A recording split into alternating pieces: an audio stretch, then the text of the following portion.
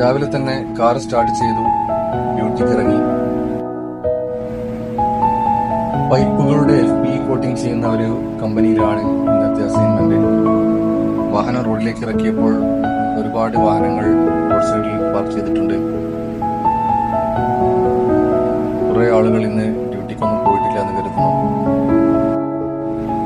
കൂടുതലും സൗദികളുടെ വാഹനമാണ് കാണുന്നത്.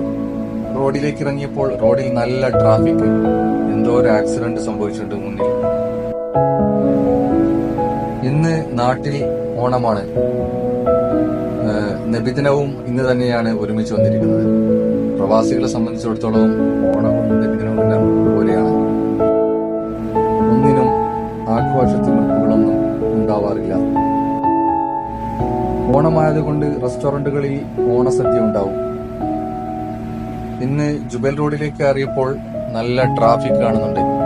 ജുബൈലിൽ നിന്ന് ദമാമിലേക്കുള്ള റോഡിൽ എന്തോ ആക്സിഡന്റ് നടന്നിട്ടുണ്ട്. ആവർത്തന വിരസമായ ദിവസങ്ങളായിരിക്കും എപ്പോഴും പ്രവാസിയുടേത്. ഒരു മെക്കാനിക്കൽ ലൈഫ്.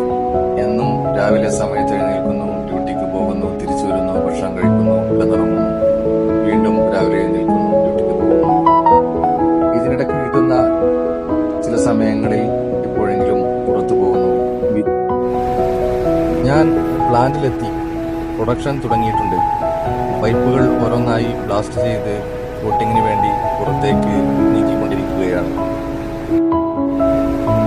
പൈപ്പ് ബ്ലാസ്റ്റ് ചെയ്ത ശേഷമുള്ള ഇൻസ്പെക്ഷൻ എല്ലാം പൂർത്തിയാക്കി ഞാൻ പുറത്തേക്ക് ഇറങ്ങി.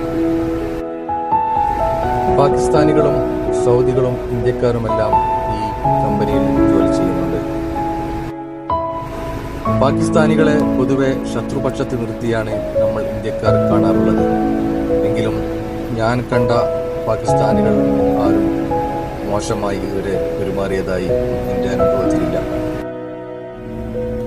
പൈപ്പ് ബ്ലാസ്റ്റ് ചെയ്ത ശേഷം കോട്ടിംഗ് ചെയ്ത് പുറത്തിറങ്ങുന്നവരെയുള്ള എല്ലാ സ്റ്റേജുകളും പരിശോധിക്കണം.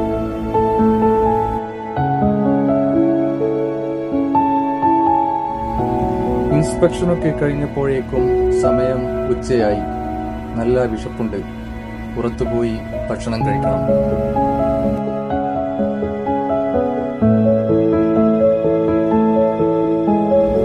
ഇന്ന് ഓണമായതുകൊണ്ട് റെസ്റ്റോറന്റുകളിലെല്ലാം സദ്യ മാത്രമേ ലഭിക്കൂ.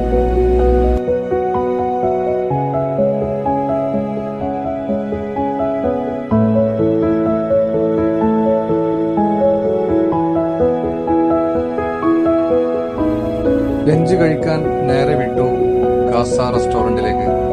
ദമാമിലെ കാസ റെസ്റ്റോറന്റിൽ ഇന്ന് നല്ല വിഭവസമൃദ്ധമായ ഓണസദ്യ ഉണ്ടായിരുന്നു. ഒരുപാട് ആളുകൾ എത്തിയിട്ടുണ്ട്.